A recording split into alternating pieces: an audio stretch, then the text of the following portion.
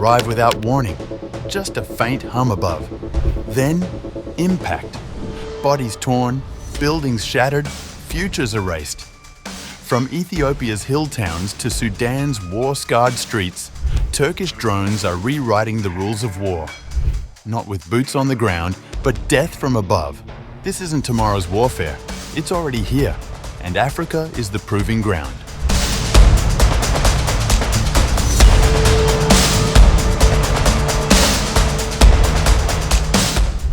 From Ethiopia to Mali, Africa's skies are increasingly patrolled by Turkish drones.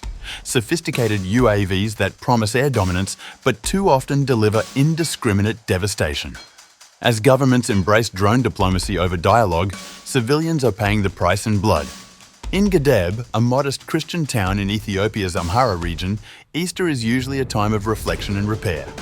This year, it was a massacre. On April 17, 2025, as townsfolk gathered to restore a local primary school, part of a community Easter tradition, a drone strike tore through the crowd. It was just before 11 a.m. The death toll remains unclear. Some say 50 were killed. Others claim more than 100. The Ethiopian government has not commented on the attack. But data from the Armed Conflict Location and Event Data Project paints a chilling picture. Since 2023, more than 669 people have died in 70 drone strikes across the Amhara region alone.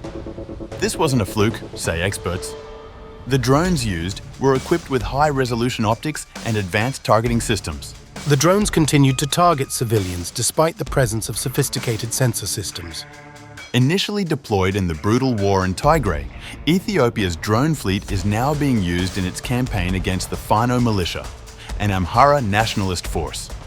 But instead of neutralizing combatants, these aerial strikes are leaving civilians terrified.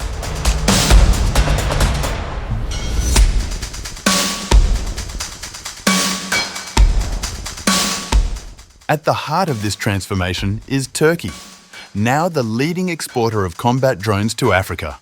The Bayraktar TB2 and its more advanced counterpart, the Akıncı, are fast becoming weapons of choice for regimes seeking low-cost air superiority. Why?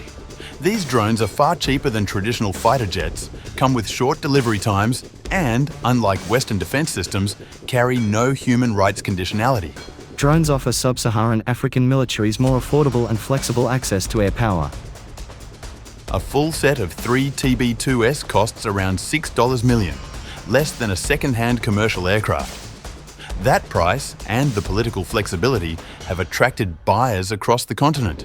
In Mali, Turkey's TB2s helped the military seize the symbolic town of Kidal from Tuareg rebels in late 2023, something years of French operations couldn't achieve. In Chad, Turkish drones effectively filled the vacuum left by France after its troop withdrawal in 2022. No military alliances were needed. Deals were sealed directly with presidents, quickly, quietly, and often without parliamentary oversight. With Turkey, we have a speed that we don't have elsewhere, not even in Russia or China. Across Africa, Turkish drones now feature in conflicts in Libya, Somalia, Nigeria, Ethiopia, Mali, Sudan, and Chad, turning Ankara into the continent's go-to arms dealer. The TB2, which first gained notoriety during conflicts in Syria, Libya, and Nagorno-Karabakh, has proven versatile. It can loiter for 27 hours, carry smart munitions, and operate from short runways.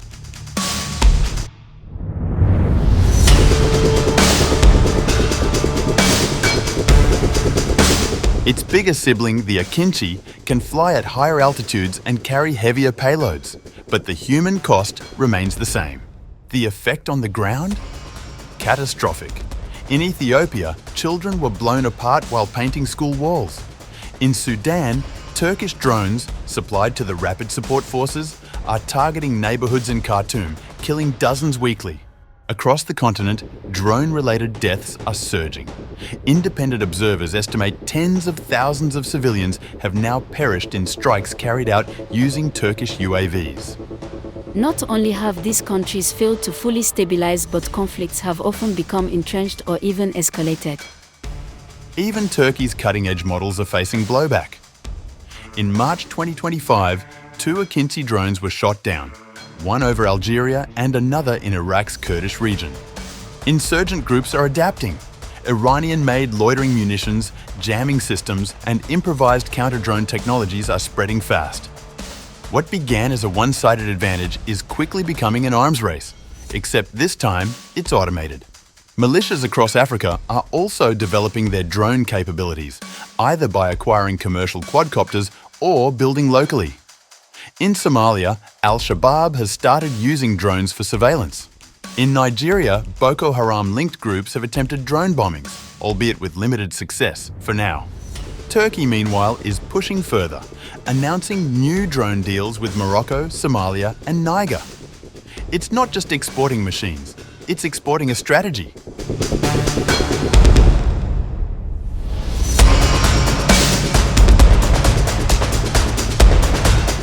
Back in Gedeb, silence lingers where laughter once echoed. The school remains in ruins. No official inquiry has been launched, no reparations offered. The town has buried its dead and waits for the next strike. What happened here wasn't just an act of war, it was a warning that in this new age of drone warfare, the sky itself has become a weapon. Precision was supposed to make war cleaner. Instead, it's made killing easier, quicker, quieter, and politically deniable. Across Africa, Turkish drones are altering the nature of war, not to end it, but to automate it. And in doing so, they're turning everyday skies into zones of silent terror, where a mechanical hum may be the last sound you ever hear.